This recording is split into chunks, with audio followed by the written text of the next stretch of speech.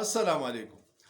د آی ایم اف واره به قرض ته مونږ ډېر سترګې په لار ناست یو ځکه چې هغه نه میلاویږي نو زموږ معیشت نه چلیږي او دا دومره چې ټیکسونه او تبعی راله دا د آی ایم اف د دغې ډیل دپاره ده. مخکې به آی ایم اف دا کوله چې آی ایم اف به تا ته ووایي چې یاره تاله اول ته د خپل ملګرو نه ملکونو نه لون راوړه څه پیسې راوړه نو بیا به دله مونږ درکو. بیا به ورته هغې ملګرو ملکونو وی کو آی ایم اف دله لون درکوي نو مونږ به ستاسو په اکاونټ کې په سټیټ بینک کې پیسې کیږي او ستاسو معیشت به روان شي. دې پرې لپې دواړه اعتبار نه کوي ځکه چې د پاکستان پالیسیانو کې تسلسل نشته او سیاسي عدم استحکام دی.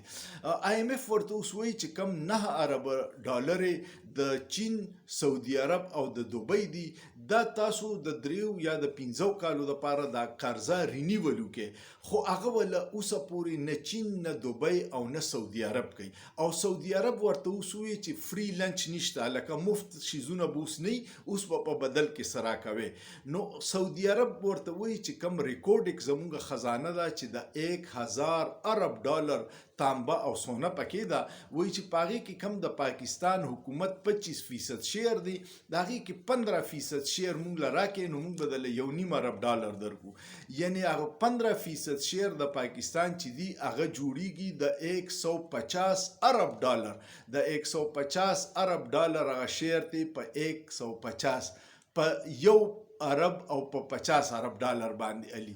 نو سوچ وکړه وایي د دې نه بغیر دله هغه قرض نه درکو.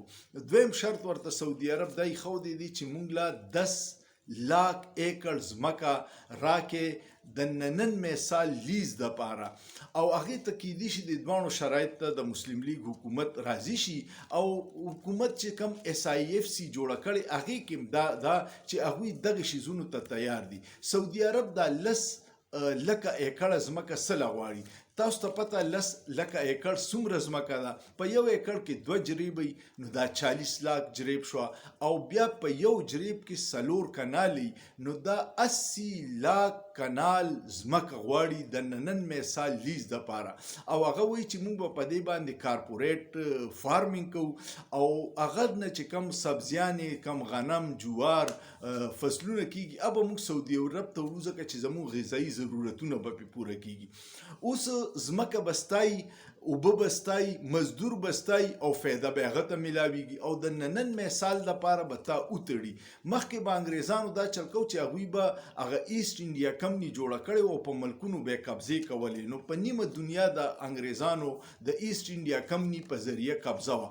دا یو نوی شکل دی د قبضې چې ستا نه 80 لاک کنال ځمکه د ننن مثال لیز دپاره والي، لیبر به تی، ځمکه به ستایي، اوبه به ستایي او فایده به یې سعودیانو ته رسي. نو دا یو نوی کالونایزیشن را روان دی او که زموږ حکمرانانو د وړې فایدې دپاره دا داسې اګریمنټ وکړي نو زموږ نسلونه به غلامان شي ځکه چې د پاکستان آبادي ډېر تیزۍ سره روانه ده او وایي چې د 2030 پورې کیدی شي چې زموږ آبادي 40 کروڑ شي.